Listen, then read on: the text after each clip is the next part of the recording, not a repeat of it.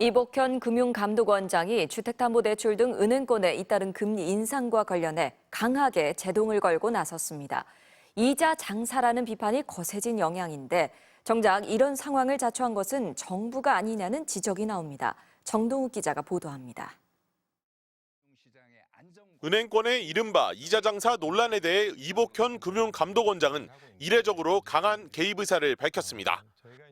부동산 시장이라든가 이런 것들에 비추어서 개입을 더 세게 해야 되지 않을까 그런 생각을 갖고 있습니다.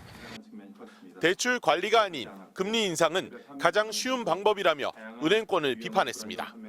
그런데 정작 본격적인 대출 금리 인상은 지난 7월 초 금융감독원의 긴급 가계부채 간담회 직후 시작됐습니다.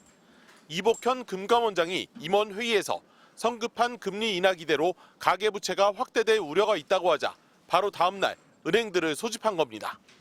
4월 이후 은행권 대출금리 하락과 일부 국지적인 주택 거래량 증가와 맞물려 선제적 관리가 필요한 상황이라고 판단됩니다.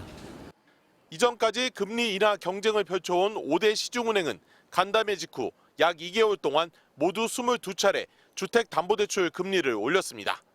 하지만 기대와는 반대로 지난 7월 주택담보대출 잔액은 역대 최대 증가폭을 기록했습니다.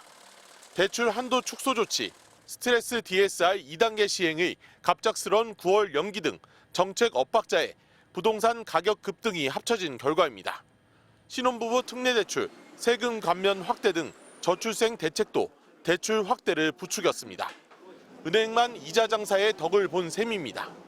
왔다 갔다 하게 되면서 규제 효과도 이제 줄어드는 것이고 또 어떤 이제 금융 안정성 측면에서도 이제 문제가 생길 수 있는 거죠. 정부는 앞으로 금리 대신 총량 중심의 가계대출 관리를 강화한다는 방침입니다. 하지만 지난 2021년 벌어진 주택담보대출 중단 혼란 같은 실수요자 피해로 연결될 가능성이 있다는 우려도 나옵니다. MBC 뉴스 정동욱입니다.